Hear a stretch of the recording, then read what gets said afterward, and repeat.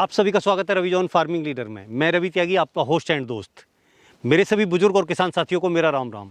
तो किसान साथियों, आज हम बात करेंगे नाशपाती यानी कि एशियन पीयर के बारे में। हमारे चैनल पे पहले भी वीडियो हैं, लेकिन आज फिर हम विस्तार से चर्चा करेंगे। तो चलिए करते हैं शुरू। भुला दे डर, कुछ अलग कर। किसान साथियों, हमारे चैनल को सब्सक्राइब करें और घंटी के बटन को जरूर दबाएं। तो किसान साथियों, अब हम बात करते हैं नाशपाती की खेती की, यानी कि एशियन पीयर की। हमारे पश्चिमी उत्तर प्रदेश में नाशपाती बहुत अधिक मात्रा में मिलती है। इसकी मार्केट वैल्यू भी बहुत अच्छी है और केयर कोई खास ज़्यादा नहीं है। ये जो महीना है, नवंबर का महीना है। नवंबर के महीने में नाशपाती के जो पौधे होते हैं, जो मदर प्लांट होते हैं, वो सब पतझड़ हो जाते हैं। आप देख सकते हैं मेरे पीछे जो पौधा है उसके पत्ते झड़ चुके हैं।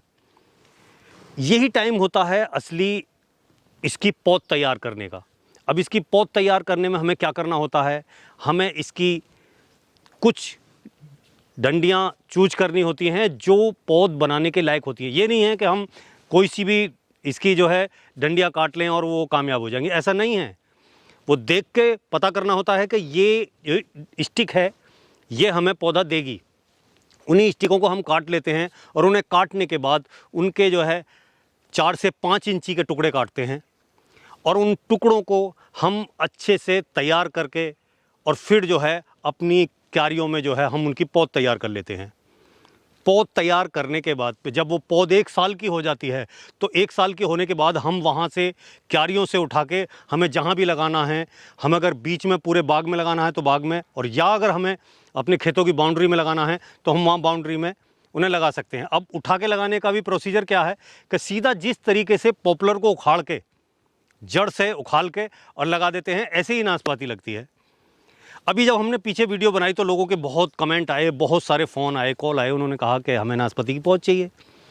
लेकिन नाशपाती की पौध एक जगह से दूसरी जगह भेजने में बहुत बड़ी प्रॉब्लम हो गई।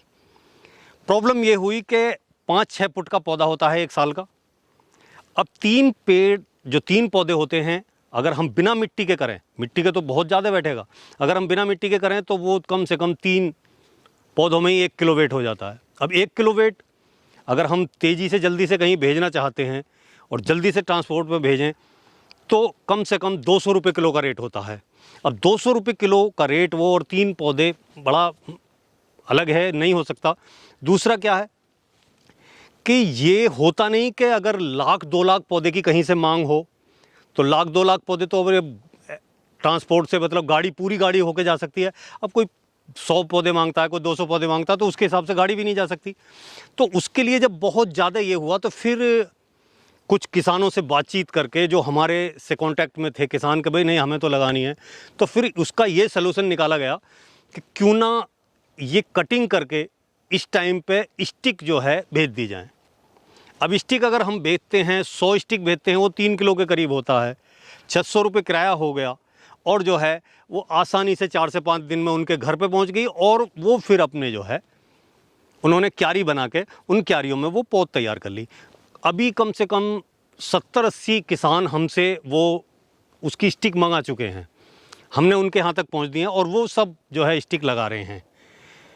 अब बात आती है कि ये स्टिक हमने काट के तैयार करके वहाँ पे भेज दी, डिलीवर कर दी, लेकिन इसे क्यारियों में पौध बनाने को कैसे लगाना है, तो चलिए वो प्रोसीजर भी मैं आपको प्रैक्टिकल के तरीके से, जो हमारे यहाँ पौध तैयार की जा रही है वहीं पे मैं आपको दिखाता हूँ और समझाता हूँ कि हमें कैसे ये लगाना है।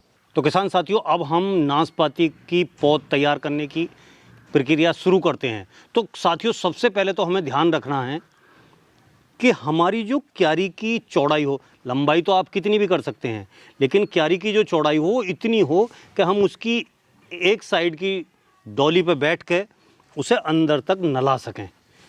अक्सर जो है पौध कर जो भी चीज़ बनाई जाती है वो ये तो है कि हम धस तो सकते नहीं, बाहर से हम करते हैं। दूसरा, इसमें हमें पहले क्या क्या चाहिए, तो सबसे पहले हमें चाहिए नाशपाती की स्टिक। ये आप देख सकते हैं मेरे पास ये रखी हुई हैं।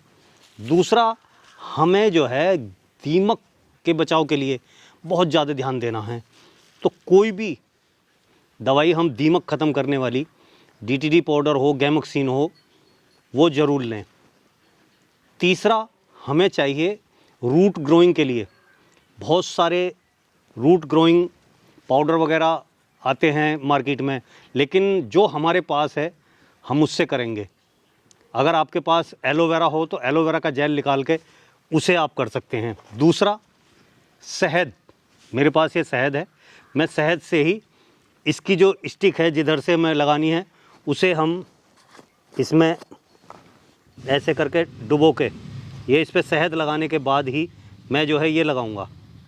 तो ये भी है रूट ग्रोइंग का बहुत अच्छा साधन होता है ये भी, शहद भी। चौथा, हमें चाहिए बर्मी कंपोस्ट। हम अपनी जो क्यारी है उसमें अच्छे से बर्मी कंपोस्ट डाल के और उसे जो है तैयार करते हैं। अब हम इसे लगाना शुरू करते हैं।